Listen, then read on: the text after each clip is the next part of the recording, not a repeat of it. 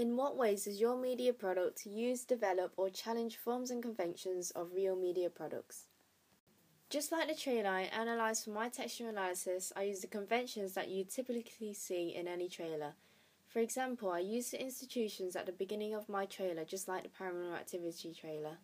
I use the trailer's conventions by using the Paramount Institution clip at the beginning.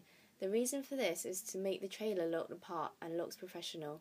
I've used my movie title in the trailer just like they have in the Paranormal Activity one. The trailer I analysed uses caption and viewer quotes. Therefore, I use this convention by adding in a few captions and viewers' quotes. By using captions in my trailer, it adds detail to it, by allowing the reader to feel the suspense when reading captions, as the purpose of these is to get the reader scared or prepared for what's going to come.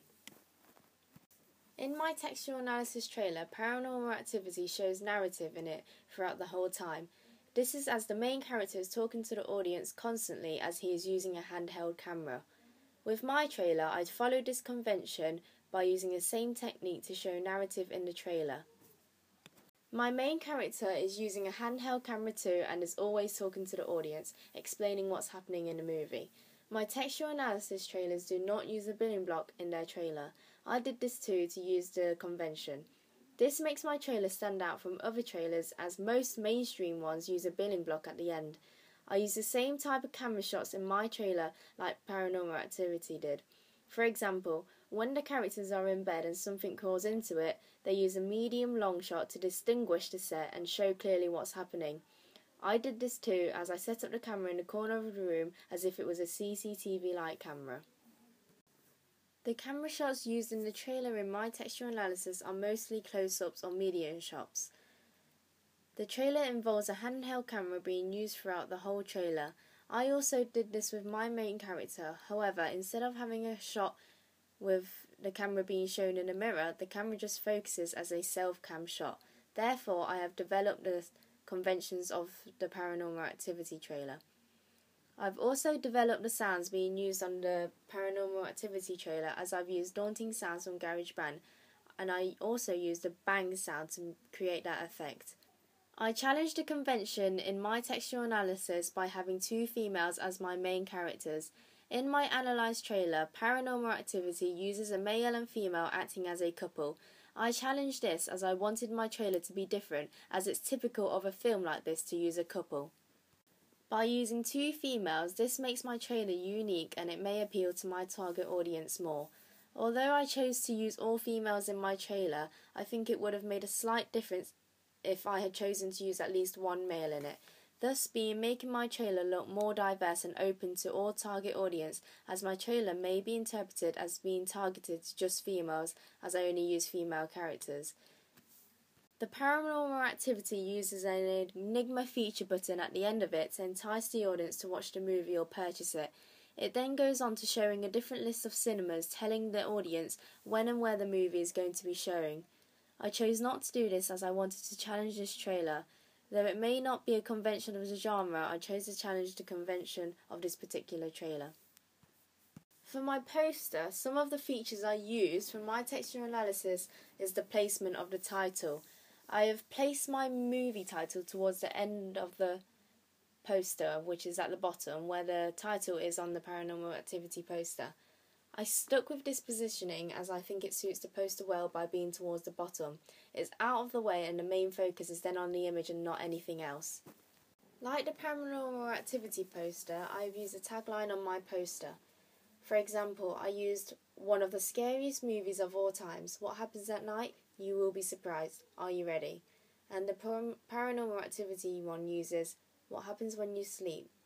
I decided to also use a tagline to connect to the audience more. By asking a rhetorical question, it gets the audience thinking and a little intimidated as to what's going to happen in the trailer and movie. I used institution logos at the bottom of my poster just like Paranormal Activities. This is to show its professionalism and to let the audience know who produced the movie and which institutions are behind it all. Furthermore, I use the same type of language by using direct address in "Are you ready?" in comparison to "What happens when you sleep?" By using direct address, it questions the audience and involves them that extra bit more. Therefore, they'll be engaged in the movie and will want to watch it with anticipation. I developed the feature of the texture analysis by using text at the top of my poster, just like the Paranormal Activity one. The Paranormal Activity poster uses viewers' quotes, whereas I have used a tagline with a rhetorical question. I chose to do this instead of a viewer's quote, as I have used quotes in my trailer. In my tagline, I have used direct address and a rhetorical question. I use this type of language as it's talking to the audience directly and connects with them. It also makes the audience want to watch the trailer more. Although I have used the same convention of having the movie title towards the bottom of the poster, the position of my movie title is actually higher than the Paranormal Activity one, as mine overlaps with the main image slightly. I have challenged the font colour on the poster. Paranormal Activity's poster uses a red font for its main movie title, which connotes danger that is typical of a convention of the horror genre. I have used white for all my text on the poster apart from the release date. The reason behind this is that my main image is quite light in comparison to the Paranormal Activity poster one. Therefore, I thought the colour of red might have looked a bit tacky, as the font I chose to use is quite different from what Paranormal Activity used. I decided to add a billing block onto my poster to fill in the dead space. The Paranormal Activity doesn't have one, as it has a Demand It navigation button, so I wanted to challenge this convention and putting a billing block there instead. Also, there is no billing block in the trailer, so I thought of changing it and putting it on the poster, just so if the audience were interested in seeing the names behind the movie. I think this is quite convenient for the audience. Towards the bottom of my poster, I have added a release date, therefore challenging my texture analysis poster, as the Paranormal Activity one doesn't have a release date. I did this instead of having a navigation button, so it tells the audience the information they'll want to know when hearing about a new movie coming out.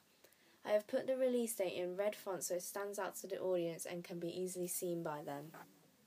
The conventions I have used from my texture analysis and navigation tabs. The Paranormal Activity website uses tabs to allow the audience to browse through the website, which is what I have done by adding tabs such as Behind the Scenes, Twitter feed, More information, and Actors and Credits. I decided to use this convention as it suits the website well, as it's quite plain and straightforward. I developed the convention of using a tagline on my website. The Paranormal Activity website uses navigation tabs with its taglines to reel the audience in watching the movie, whereas my taglines are just there to connect with the audience. I used a rhetorical question at the top of my website. Do you dare watch this alone? This is to scare the audience and to make them want to watch it even more, by going with another person. My tagline at the bottom of the website is similar to the one on the Paranormal Activity website, being, See it everywhere this November. My taglines are in a larger font than they are on my Paranormal Activity website. I did this so it's easily visible by the viewers.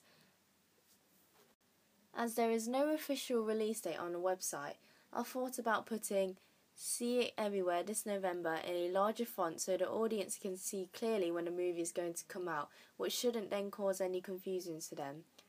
The placement of the movie trailer on the Paranormal website is positioned in the centre of the page. I have actually placed mine on the bottom right hand corner of my website. The reason for this is that I've used the main image on my website related to the movie and trailer. This is to make the website look more efficient and attract the audience. My image on the website is similar to the image on a poster, as I have used the same character and the same narrative. As the website is not complicated, using more navigation tabs allows the audience to browse the website with everything at access. I too use social network navigation tabs at the bottom of my website, just like the Paranormal Activity one. I chose to follow this convention as it again allows the audience to easily access other social networks related to the movie. I have placed the movie title where it is on the Paranormal Activity website. I decided to keep this in this position as its large font stands out and it's in the centre position, which is easily accessible by the audience. The Paranormal Activity website uses a tagline at the top of the website, and so does mine. I chose to use this convention as it looks professional and fits the part. By placing it just above the title, it catches the reader's attention. I have challenged the convention of using a large main image on my website instead of putting my movie trailer in the centre of the page. I did this to make the website look more interesting and not plain and boring. The Paranormal Activity website's colour is black with white font. I too have chosen to use white font, but by using an image across the whole website makes it stand out rather than being just black.